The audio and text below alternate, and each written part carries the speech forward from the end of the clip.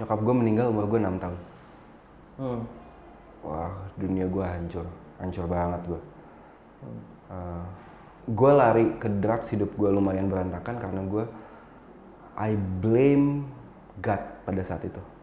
Kenapa gue yang harus kehilangan orang yang paling gue sayang ketika gue masih kecil banget. Tadi bilang hard work tadi itu kan masih impact-nya belum sebesar sekarang, dan insya Allah gue doain juga semakin besar ke depannya.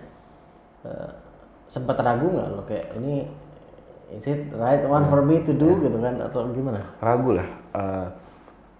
Basisnya social enterprise kan kalau kita mau bantu orang kita harus bantu dulu diri kita. Itu sakral banget tuh, kayak ketika mau terjun ke social enterprise, sebelum lo bantu orang lo bantu dulu diri lo.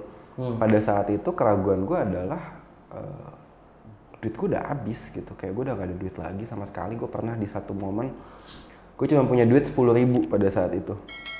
10.000 gue kita dikasih kantor lah, banyak orang baik yang ngebantu kita punya kantor. Gue akhirnya kantor, gue cuma duit 10.000. Seharian gue cuma makan gorengan dari pagi sampai malam, gue udah gak punya duit lagi. Di situ gue question, bener nggak sih apa yang gue jalanin, cuman seiring berjalannya waktu akhirnya gue juga ya ketemu celahnya lah, how to make this company sustain. Karena kalau misalnya even though I make an impact, I'm an entrepreneur, yang dimana gue juga harus memikirkan profit gitu. Gue harus memikirkan karyawan gue gajian nggak nih gitu. Jadi ragu sering kali. Even di fase sekarang pun gue juga masih sering banget ragu sih mas. Kayak ragu yang ini apa lagi nih, gue mau ngapain lagi, gue bikin apa lagi, 5 tahun lagi ini mau sebesar apa. If I want to make this lifetime gitu ya, kayak sampai 30 tahun menjadi manusia as a company masih harus ada. Itu kan pemikiran yang masih jauh gitu, tapi kalau menurut gue perlahan gue mulai pikirkan dari sekarang, karena gue nggak mau ini hanya menjadi sebuah bisnis yang ya 3 tahun lagi udah nggak ada gitu. I want this to be my empire ibaratnya gitu. Jadi kalau misalnya dibilang ragu ya sayang banget. Kayak 3 hari yang lalu gue juga masih pulang gitu, terus kayak shit gue bikin apa lagi ya. Gitu. Oke, tapi ada nggak momen, I imagine ada momen di mana keraguannya lebih memuncak lah gitu ya, dibandingkan misalnya kayak keraguan 3 hari lalu tadi misalnya gitu. Dan ketika itu, if you don't mind to share tadi momennya yang mana, dan terus gimana lo akhirnya tetap memutuskan untuk lanjut? Awal jadi kita itu memang secara business model kita dapat revenue stream, we collaborate with brands. Kita collaborate sama brands untuk menyampaikan mission dan juga suara lah. Brand lagi punya kampanye apa, kita coba suarakan dengan segi yang humanis. Di awal tahun pertama nggak ada sama sekali, kayak memang dari awal ngeplot itu cuman kayak nggak ada masuk. Sampai akhirnya bulan Maret 2019 brand pertama masuk, jumlahnya begitu besar. Akhirnya decide, oke, kita pindah kantor, kita gaji karyawan. Dengan asumsi bulan-bulan setelahnya kan ada brand lain yang masuk dong. Nggak ada tuh mas.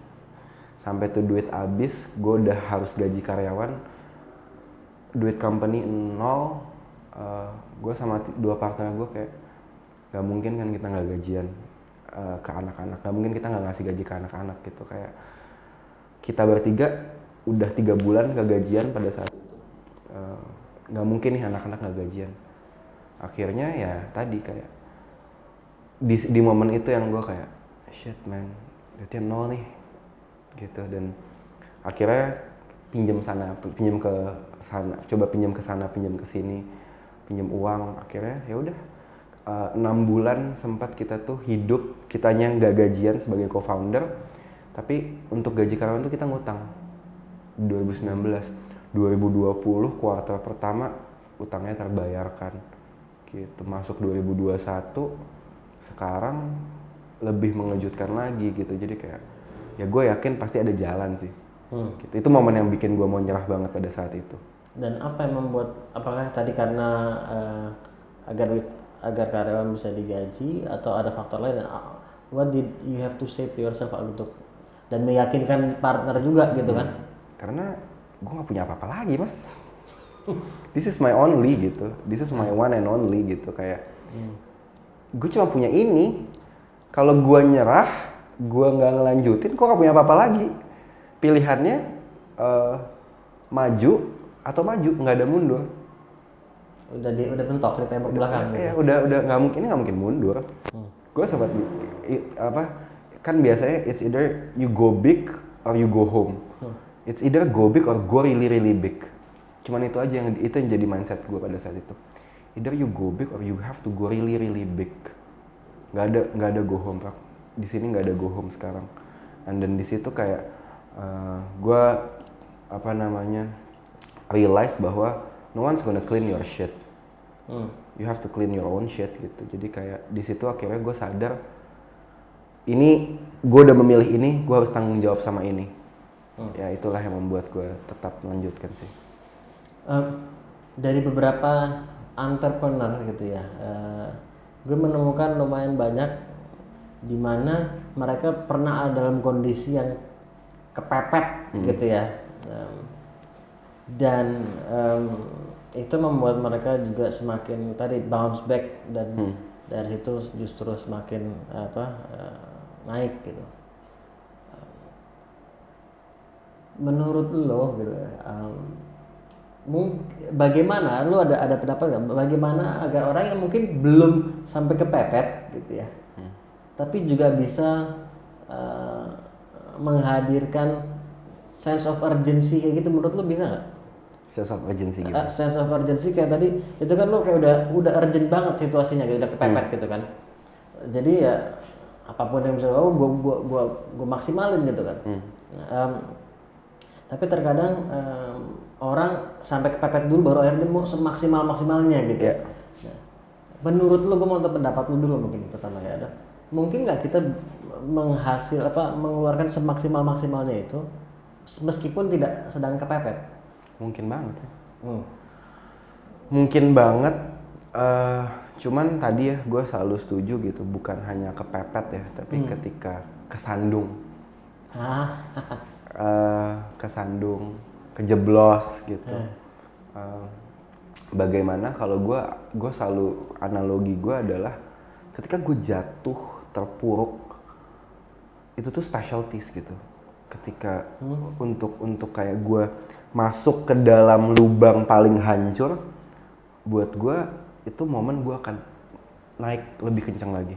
Apa yang membuat lo berkeyakinan seperti itu? 1 minggu sebelum gue lamaran, bokap gue meninggal dunia. Gue hancur banget. Anjir, 1 minggu. Jadi 2020 Agustus, tanggal 22 Agustus gue lamaran. Gue ngelamar calon istri gue ke Semarang, berangkat rame-rame. 15 Agustus bokap gue meninggal kena serangan jantung.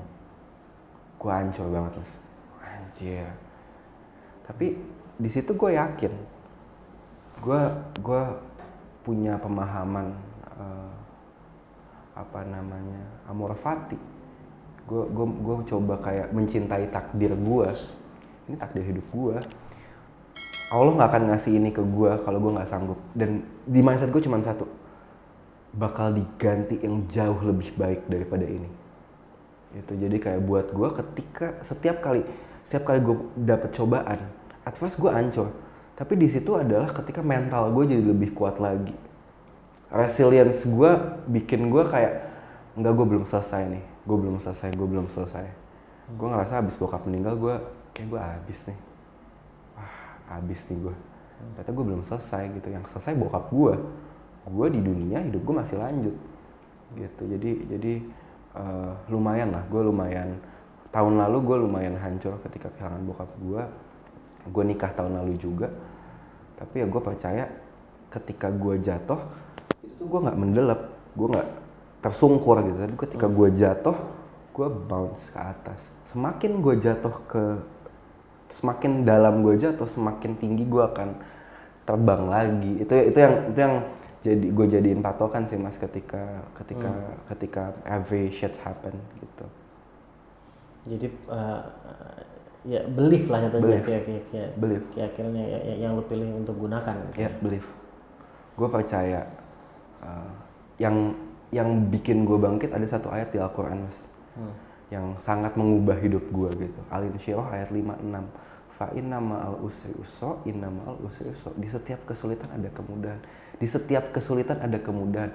Yang gue percaya aja menjamin 2 kali, Mas. Ya, sampai Diulang 2 kali. Dan ayat itu yang memberikan gue harapan. Setiap kali kalau misalnya gue lagi ngerasa gak baik aja gitu, kayak ada problem, kemarin bokap gue meninggal, everything that happen to me, gue selalu percaya di setiap kesulitan ada kemudahan, di setiap kesulitan ada kemudahan. Dan itu yang menjadikan gue nggak pernah sekarang kayak oh ya udah gue bisa dan gue pasti bisa gitu sih. Kalau tadi bicara tadi keraguan itu kan dari dalam diri ya. Apakah lu juga melalui fase-fase atau bahkan mungkin sedang Sambil minum. Iya. Ada nggak justru komentar-komentar negatif itu datangnya bukan dari dalam diri. Kalau keraguan kan dari dalam diri kita mempertanyakan. Tapi dari luar ada nggak komentar-komentar negatif juga selama perjalanan membangun menjadi manusia? Gue nggak tahu ya. Yang lu terima, yang lu pernah dengar atau Mungkin justru uniknya sebelum menjadi manusia. Sebelum menjadi manusia itu dari pandangan orang lah, gue jangki, Mas. Gue pemakai. Kuliah gue fuck up. Banyak banget orang bilang dari keluarga sendiri gitu ya. Lo nggak bakal jadi apa-apa. Udah itu kayak kata-kata itu terus-menerus menghantui gue lah. Banyak juga dari teman-teman. Ya paling kalau Raka mah ujung-ujungnya ngapain sih gitu. Nggak bakal jadi apa-apa. Itu that Raka nggak bakal jadi apa-apa terus-menerus menghantui gue. Apalagi gue punya kakak yang memang sangat berprestasi gitu. Kakak gue itu mahasiswa berprestasi Universitas Indonesia tahun 2015. Adiknya kakak gue, jadi kayak gue dan kakak gue tuh sering banget dibandingin lah pada saat itu. Kakak gue hobinya ikut lomba ke Harvard, ke Stanford, ke Paris, jalan-jalan keliling dunia. Dari segala dia ikut lomba, akhirnya dia punya uang. Dari uang itu dia pergi umroh. Di umur 21 tahun pakai duitnya sendiri. Gua masuk rumah sakit jiwa di umur 21 tahun karena narkoba gitu. Jadi comparison dari keluarga antara gua dan kakak gua tuh begitu kuatnya. Ya Raka mah gak akan kayak Rangga. Raka mah gak akan kayak Rangga. Sampai akhirnya gue coba buktiin dan buat gue kata-kata orang gini, validasi Tuhan lebih absolut daripada kata-kata manusia. Mau lo ngomong apapun tentang gue, gue nggak akan terpengaruh dengan apa yang lo bilang. Kalau misalnya tujuannya ada untuk menjatuhkan, tapi kalau gue selalu open for critics, gue selalu open for feedback, apalagi untuk menjadi manusia gitu, kayak gue selalu open untuk dapat kritik yang membangun, bukan kata-kata hardik yang tujuannya menjatuhkan gitu sih. Jadi dan gue tipe orang yang sangat insecure, Mas. Gue tuh takut banget ketika gue do something orang akan ngomongin sesuatu tentang gue. Itu ketakutan terbesar gue. Diomongin orang akan satu hal tuh gue takut banget. Sampai akhirnya ketika itu udah menjadi mengganggu, gue harus damai nih sama ini. Karena nggak mungkin selamanya gue merasa dihantui oleh kata-kata orang yang padahal. Apa yang paling lu takutin misalnya? Ya sesimpel kayak orang ngomongin gue aja. Yang tadi itu kayak nggak bakal jadi apa-apa, tadi hal seperti itu kah atau ada hal lain? Hal lain, everything lah, segala hal lah, kayak kayak Raka gini deh, kayak dia gini deh, kayak dia gitu deh. Padahal kan itu hanya asumsi di pikiran gue aja. Jadi sekarang yang gue coba lakukan adalah mengubah itu gitu, kayak ketika gue udah mulai questioning, dia ngomongin gue deh, kayak dia nggak suka deh sama gue rephrase ke diri gue, kata siapa? Kadang cuma iya, kadang cuma kata pikiran gue aja gitu. Dan jadi cara lu dengan mengatakan kepada diri sendiri kata siapa? Iya, kata siapa? Dan itu membantu lu untuk melihat lebih objektif kah atau lebih sane sih? Lebih nggak overthinking aja. Karena kan even ada di kepala, itu kan hanya ada di kepala kita. Dan itu kan hanya asumsi-asumsi liar yang kita bangun sendiri, yang bisa kita, dan ketika pada akhirnya mereka ngomongin kita kan nggak bisa ngontrol pikiran orang untuk nggak ngomongin kita, tapi yang bisa kita kontrol adalah diri kita sendiri gitu. Gue mau tanya deh Yan, sekarang. Kita kan sebagai manusia gitu ya, kita ingin gitu, atau gue mungkin ngomong kita kayak terlalu mengeneralisir, at least gue deh gitu. Ya kalau misalnya ada yang sependapat silakan gitu ya. Cuma at least gue misalnya, gue ingin terus membangun karakter-karakter positif dalam diri gue. Gitu. Yang itu pun juga selalu berproses, gitu kan? Selalu berproses. Nah, dari orang ke orang mungkin membangun karakter A lebih sulit dibanding karakter B, di orang lain mungkin B lebih sulit daripada A dan seterusnya. Dari perjalanan lu, apa kalau boleh, kalau nggak keberatan atau share karakter yang menurut lu terasa sekali lu bahwa apa pertumbuhannya itu signifikan gitu? Resiliensi sih. Kegigihan, resilience. Is it kegigihan atau apa kalau gue? Ketangguhan gitu. Ketangguhan. Apa namanya, nyokap gue meninggal umur gue 6 tahun. Wah, dunia gue hancur banget gue. Gue lari ke drugs, hidup gue lumayan berantakan karena I blame God pada saat itu. Kenapa gue yang harus kehilangan orang yang paling gue sayang ketika gue masih kecil banget. Gitu. Gue masuk rumah sakit jiwa, and then everything went well. What do you mean everything went well? Setelah keluar dari rumah sakit jiwa, everything went well. Kayak hidup baik-baik aja. And then kakek gue meninggal. Lumayan hancur. Tapi gue lagi-lagi memupuk itu kan untuk kayak, ya gue harus bangkit nih. Kayak gue yang bikin gue semangat pada saat itu mempersiapkan pernikahan. Lagi-lagi everything udah mulai baik-baik aja, dar bokap gue meninggal. Habis itu akhirnya gue sadar, gue dari segala trauma terbesar gue tuh kehilangan, Mas. Gue takut banget sama kehilangan. Karena dari kecil gue udah kehilangan nyokap gue. Dari trauma itu pada akhirnya gue sadar ketika bokap gue meninggal, I have to face my biggest trauma again. Dan di situ akhirnya gue sadar, oh gue nggak marah. Kali ini gue nggak marah sama Tuhan. Kali ini gue nggak marah sama Tuhan ketika bokap gue meninggal. Kali ini justru gue mencintai segala takdir yang Tuhan berikan gitu. Jadi kayak the process of grieving yang pada akhirnya membuat gue menjadi tangguh. Itu sih. Jadi kayak yang paling berkembang menurut gue itu sih, kayak bagaimana no one can stop me. Itu yang jadi menurut gue karakter dalam diri gue yang menjadikan gue yang sekarang sih. Dan apakah benar nggak kalau gue bilang ketangguhan tadi itu terbentuknya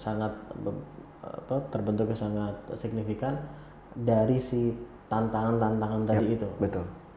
Sekarang kalau misalnya ditanya ketakutan terbesar gitu, masih kehilangan. Tapi gue tidak lagi melihat kehilangan sebagai musuh. Kehilangan ya teman lama aja mungkin nanti akan datang nyapa. Gitu. Dulu gue melihatnya sebagai musuh gitu. Karena kalau misalnya setelah gue pikir-pikir, ini akhirnya gue punya pemikiran gila ini, Mas. Gue takut banget kehilangan kan. Semakin banyak orang yang gue kenal, semakin banyak gue akan mengalami kehilangan. Gue sampai mikirnya gini, oh dari keluarga bokap ada 7 om tante. Berarti kalau mereka meninggal gue akan menghadapi 14 kehilangan. Gue dari teman-teman gue punya sekian banyak teman. Ketika mereka meninggal, dan akhirnya disitu gue kayak realize, dalam hidup kita akan menemui banyak sekali kehilangan. Gue beruntung, udah kehilangan duluan. Gitu sih, Mas. Apa yang membuat kehilangan duluan beruntung? Maksudnya gimana?